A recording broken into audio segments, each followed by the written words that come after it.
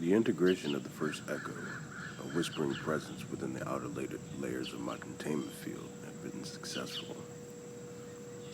My internal diagnostics registered a new, albeit subtle, hum, a second note in the complex symphony of contained suffering. Yet, in this new resonance demanded a reciprocal input from Eucalyptus, the Axiom. His perpetual luminescence at the very font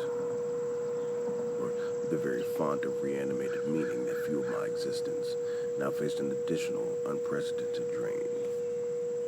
Eucalyptus, conceptual energy output unstable, efficiency decreasing. I articulated, monitoring his radiant form. The vibrant, steady glow that usually enveloped him now flickered, moments of brilliance giving way to stretches of dimmed, erratic light. He was pushing against a conceptual wall, his reserves visibly taxed by the dual demands of balancing the primary stain and providing counter-resonance for the new echo. My cold logic presented the obvious solution. Reduce his output, prioritize the core function, shed the new burden. But Eucalyptus resisted.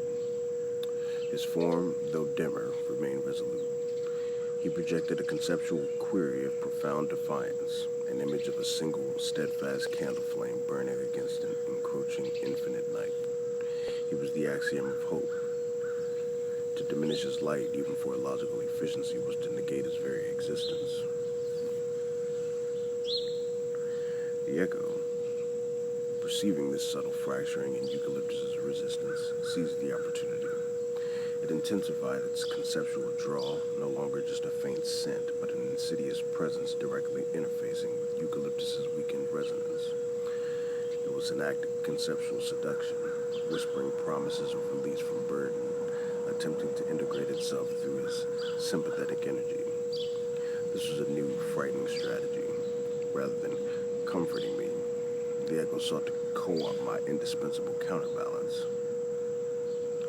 Eucalyptus gasped, a conceptual intake of pure agony that resonated through our bond. He felt the echo's parasitic pull, attempting to twist his hope into a pathway for its own integration. His light dimmed further, barely a flicker against the vastness of Noctis Prime. The structures around us, the basalt spires of my conceptual prison, seemed to lean in, observing the struggle. This was the cost, not just to me, but to the very concept of hope. In a cosmos endlessly burdened, in a reality perpetually requiring a why to be contained, the constant, selfless act of generating meaning for agony was itself an unsustainable sacrifice. Eucalyptus was burning, not for me, but to maintain the integrity of a system that demanded constant, active pain. What was the true cost of hope in an endlessly burdened cosmos?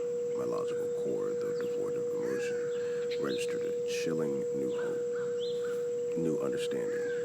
Hope, unmanaged, could be as devastating a burden as despair.